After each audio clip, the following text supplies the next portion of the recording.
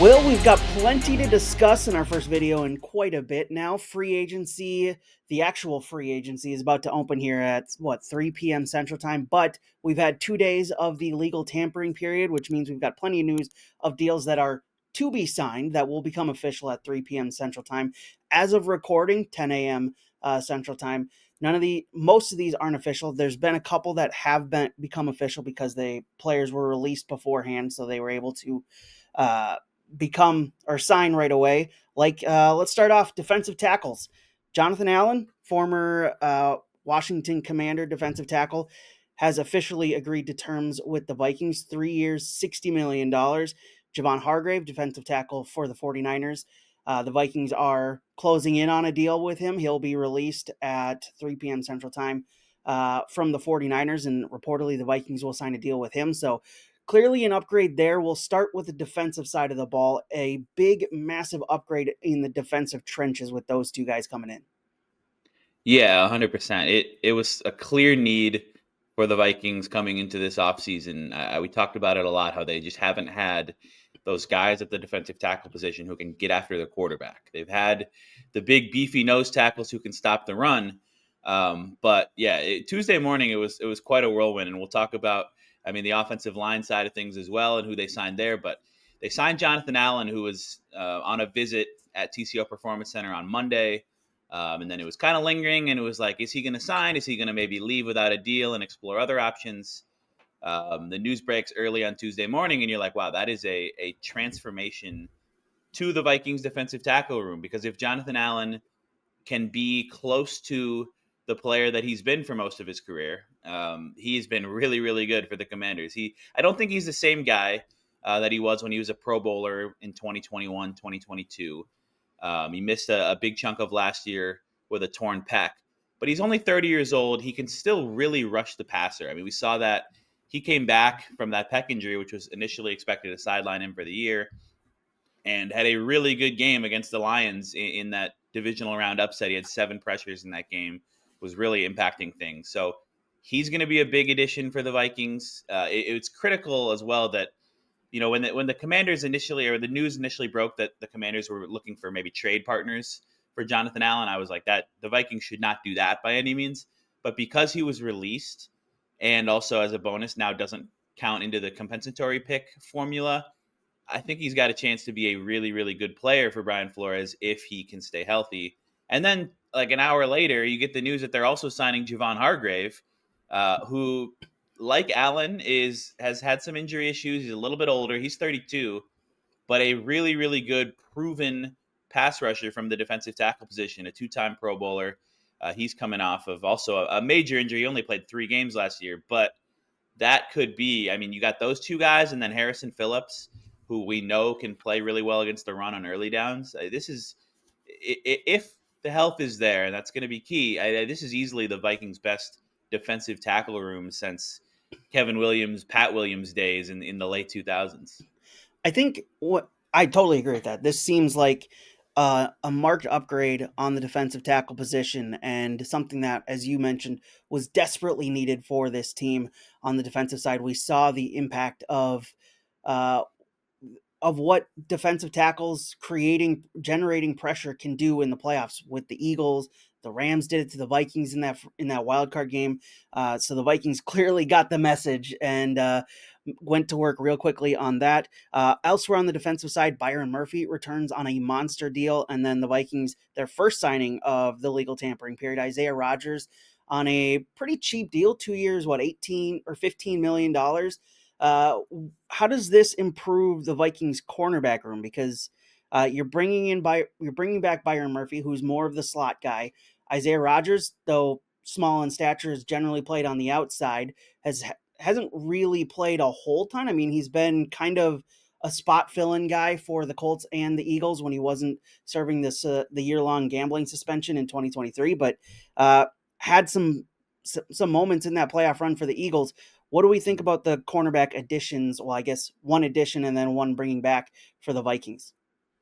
Yeah, I think they still need to do some work at the cornerback position right now. If anything, they're maybe treading water, where you keep Byron Murphy, but You're sort of replacing Stephon Gilmore and Shaq Griffin with, let's say, Isaiah Rodgers and Mekhi Blackman, who have a lot of upside but are younger and maybe not as proven in the league as those guys. Certainly not, Gilmore when he was in his prime. But I think getting Murphy back was big. People saw the initial number where it was 3 years, 66 million, and they're like, that's a lot. But it's always worth looking into the structure and the guarantees and the details of these contracts.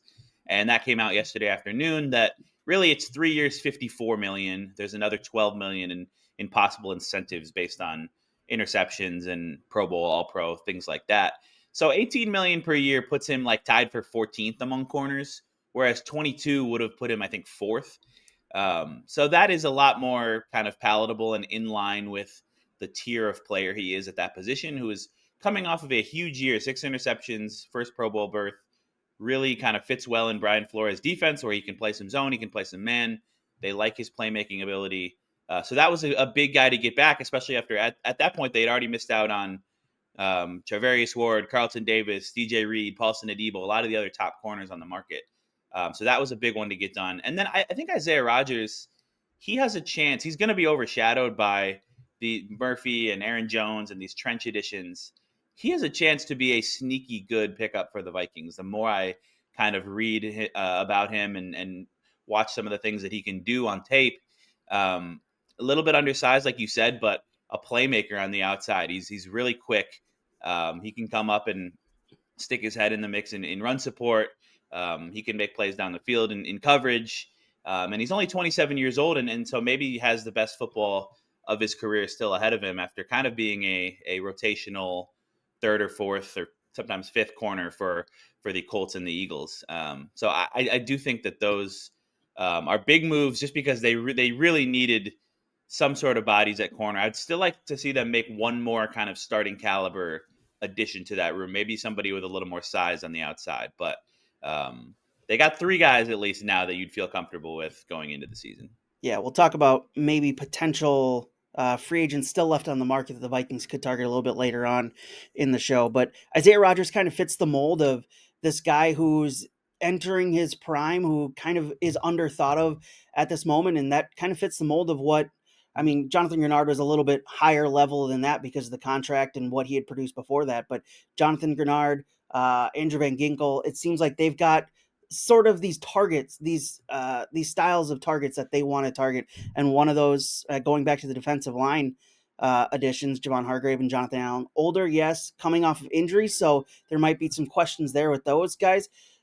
uh, that same kind of style of free agent goes to the other side of the trenches, the offensive line, where they bring in Ryan Kelly and splash the cash on Will Fries. And I know Will Fries was up there among the top targets for Vikings fans because of the guard play and the need for guard play. But the Vikings bringing in some guys who have some questionable injury histories recently, but have been known to play very well at their positions, and upgrading a position of need that's been in a position of need since probably 2009 at this point in the interior of the offensive line.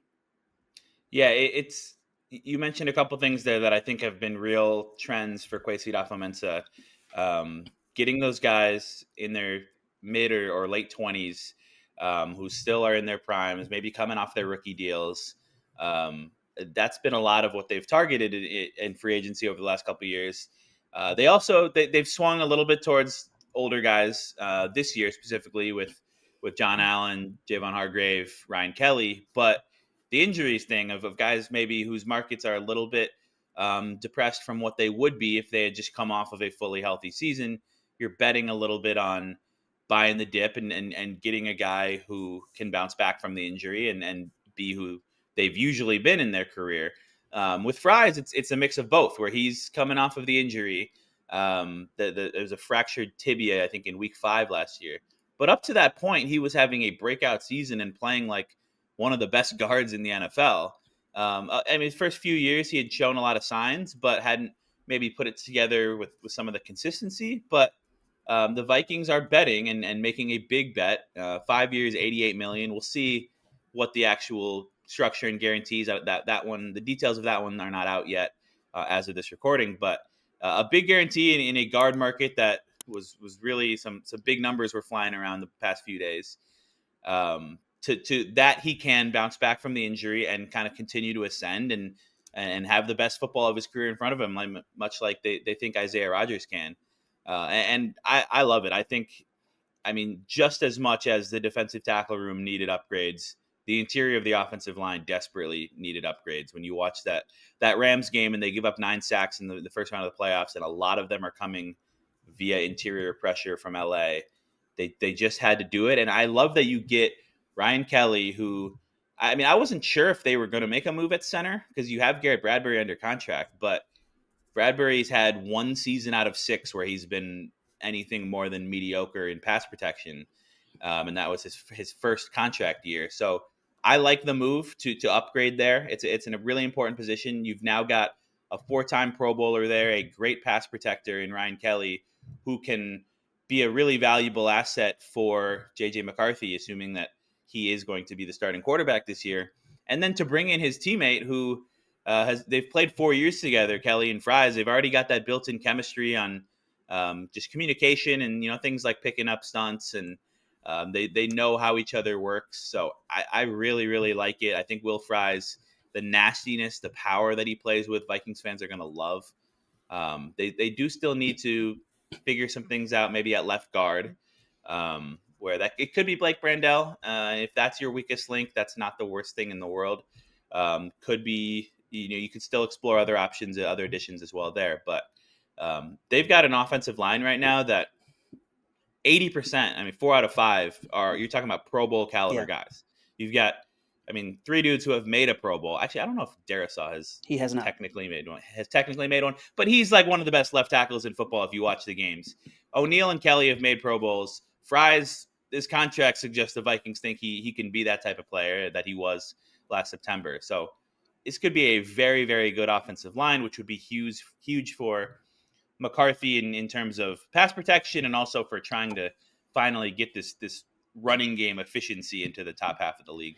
Yeah, I think you mentioned it there. The fact that they're bringing in two guys that played together, and we know how much that is key on the offensive line, of knowing where your offensive line partners are going to be, and having that built in coming into a new spot is going to help so much in the interior of that offensive line.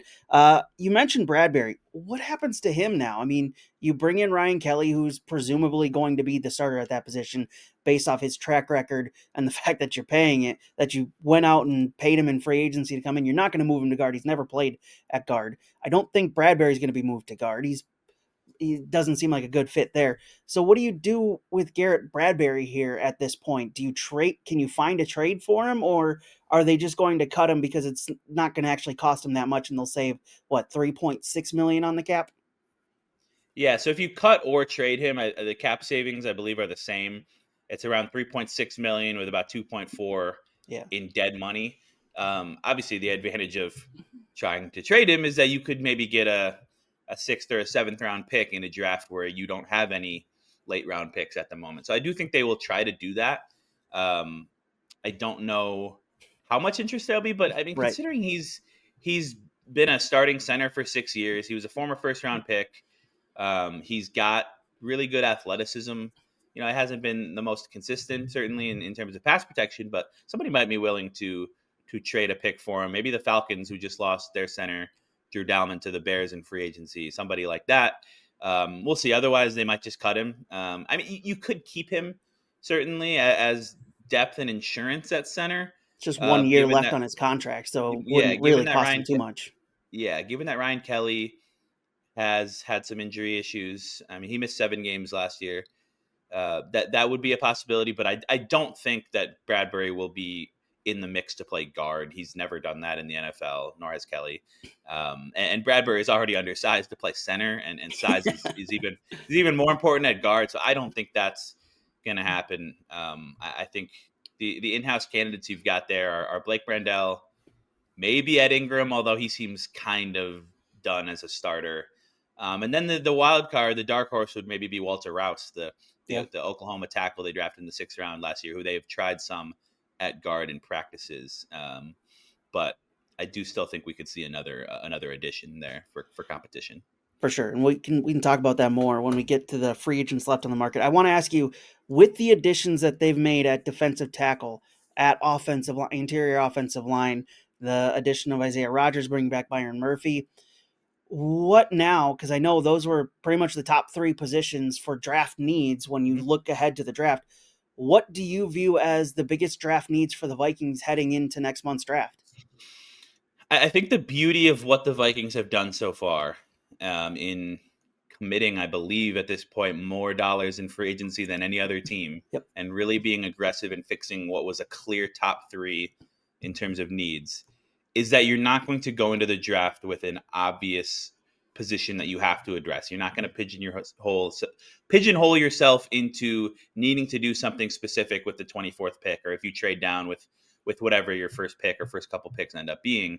And I think that's ideal. That's kind of the way it should work. It's why free agency is before the draft on the calendar. Is you want to try to address those glaring needs with veteran talent, and then go into the draft and be able to. You're still going to have certain positions based on your roster construction that you're more likely to draft than others. Like, I don't think they're going to draft an offensive tackle or a wide receiver or a tight end, or still some of these that they've got guys under contract for a while. But if it's a defensive tackle or an interior lineman or a cornerback or a safety or a running back, or even there could even be some other positions there that you want to take the best player available based on your scouting and who you think is going to be a star long term. And I do think that they have the flexibility to do that. I don't think like anything can be ruled out based on the additions. Like you added a couple of defensive tackles who are going to play a lot this year, but one of them's 32, one of them's 30. They've missed some time. They're no longer in their prime. So if you draft a first round defensive tackle, he might not play a ton in year one, but could still, like Dallas Turner last year, very much be a long term asset with Hargrave and Allen probably not going to be around for too long. I know it's a 3-year deal for Allen, but really it functions like a 2-year deal. We'll see the details for Hargrave later today. And then it's the same thing on the offensive line or cornerback or wherever it might be. So I think that is a good thing that Kwesi Adofo-Mensah has done, is given Vikings a lot of flexibility going into the draft.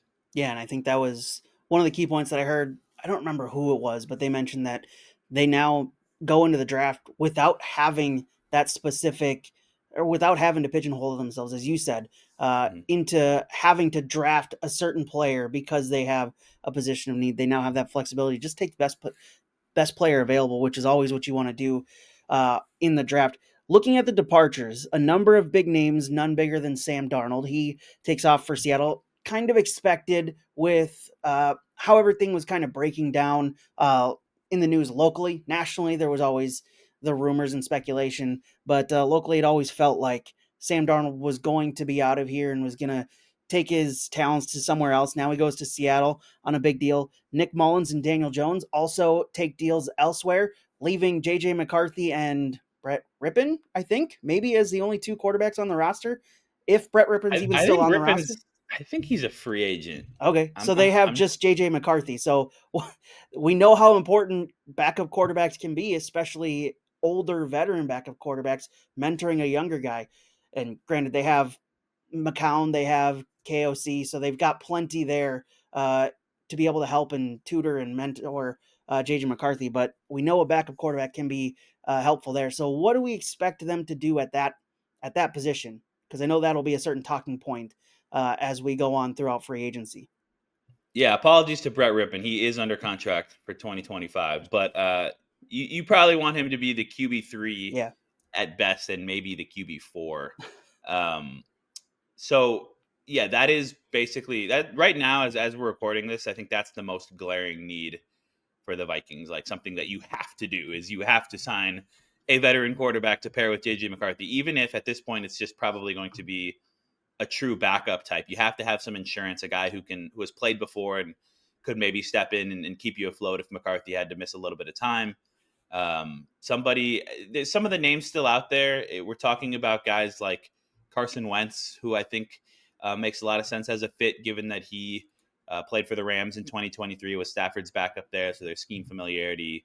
It was a long time ago, but Carson Wentz was once an MVP candidate and yeah, the top pick, and so there's a lot of physical tools still there. I think he's 32 years old.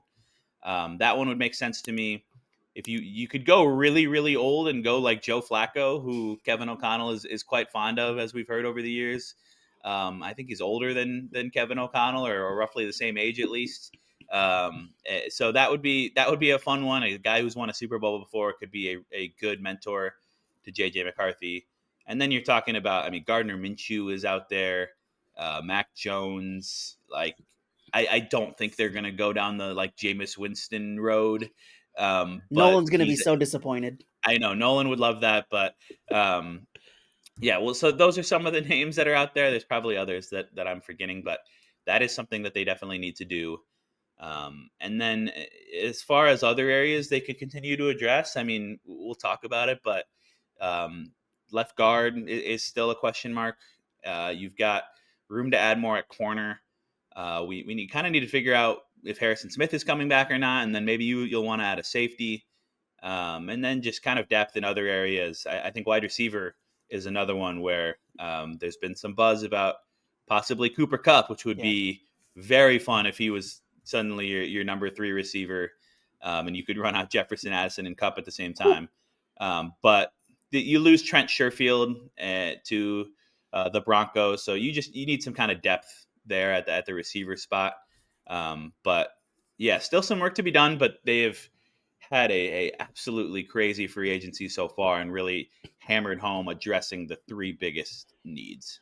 When we talk about quarterbacks, there's the obvious elephant in the room that the national media appears to want to happen more than anything on this planet. Is the fact that Aaron Rodgers is still out there, and for some reason, despite the Vikings taking JJ McCarthy with the 10th overall pick last year, and pretty much signaling that it's now the JJ McCarthy area by letting uh, Sam Darnold walk in free agency, the national media keeps pinging Aaron Rodgers possibly coming to Minnesota or having or hoping that he can come to Minnesota because of the talent that they have. And obviously, it makes sense for him to want to go out in a flash of glory on a team that seems geared up to win a Super Bowl as quick as possible, especially if you get a veteran quarterback like that. But Aaron Rodgers, with the baggage that comes with him, with everything that he is as an older quarterback, not looking all that great the past couple seasons. Granted, one of them was injured. He was taken out injury or by injury 4 snaps into the season, but it just doesn't. For me, this doesn't make sense at all based off of what we've seen in free agency and what we've seen from this team over the past couple years.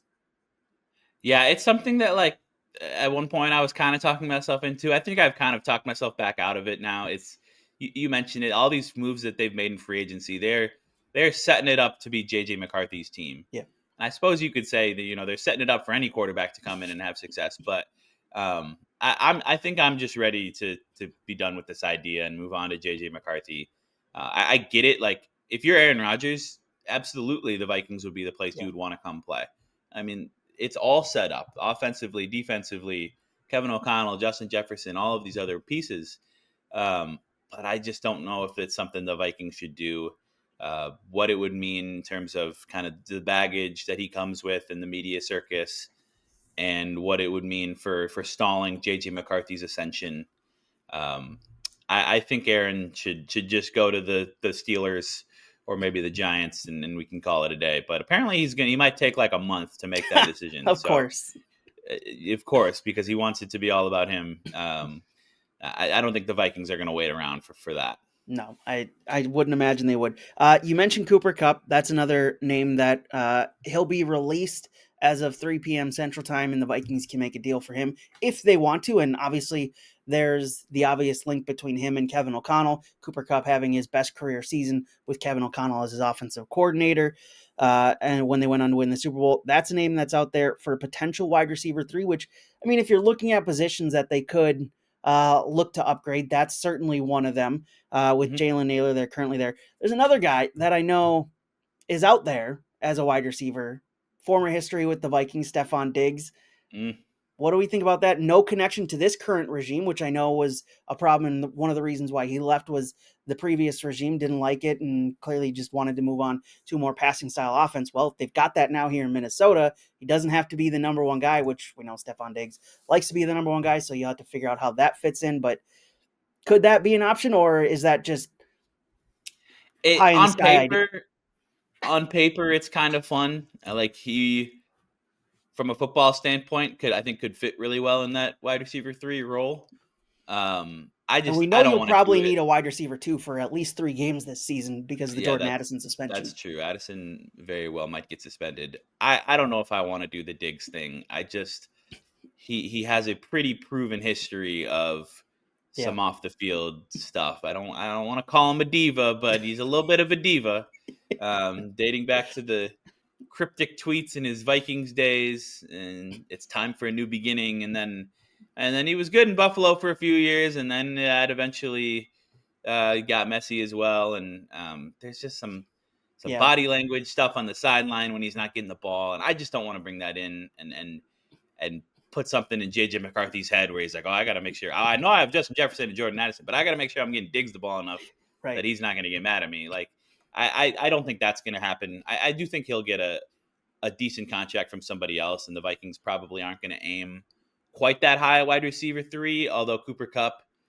that would be the big target just because he was released by the Rams or is going to be released by the Rams, has the history with Kevin O'Connell. But I could see them bringing in a more low key type of wide receiver 3 competition for Jalen Naylor. Um, I don't know exactly who that might be, but lot of names still out there on that market. for sure. Last question for you. Mekhi Becton's still on the market. We know we talked about the Vikings needing an option at left guard. Could he be an option? That would be an expensive one.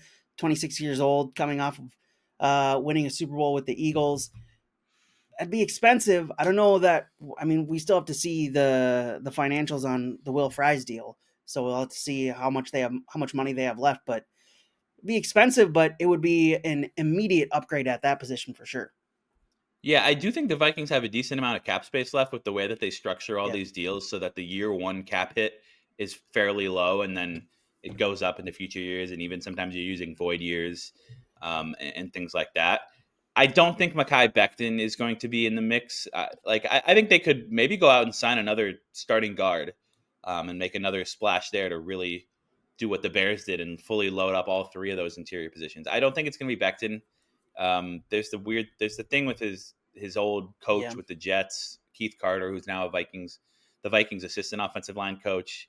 That seemed to be kind of tense enough that I don't know if he would want to come here, and I don't know if the Vikings want to give him that kind of money. You've got other guys out there: Kevin Zeitler, Tevin Jenkins, Brandon Sheriff. You could bring Dalton Reisner back potentially. There's a few options out there at guard, so that would be another spot to watch. But again, like I said earlier, if Blake Brandel ends up there and he's the weak link on the offensive line, it's not the worst place to be. He wasn't great last year, but he was pretty serviceable at that spot, and could potentially be better with Ryan Kelly and Christian Darrisaw around him instead of for a lot of the year it was Garrett Bradbury and Cam Robinson. yeah. It seemed like Brandel. We weren't mentioning him while he had Darrisaw on his left hand side for much of for the start of the season, anyways. But then we started noticing him a little bit more when Cam Robinson had to fill in at that left tackle position. Well, been exciting times with Mm-hmm. the Vikings. Plenty to discuss and report. Go read all of Will's work over at Vikings on SI, as well as Timberwolves, Twins, and Gophers on SI as well. Hit subscribe on the channel. It does help us get found. Help notifies you every time we post a new video here on the Bring Me the Sports YouTube channel. Well, I'm sure something breaking will happen later today that we might have to come back and discuss later today. Cooper Kupp, maybe. That'd be fun for sure. And we'll talk to you then.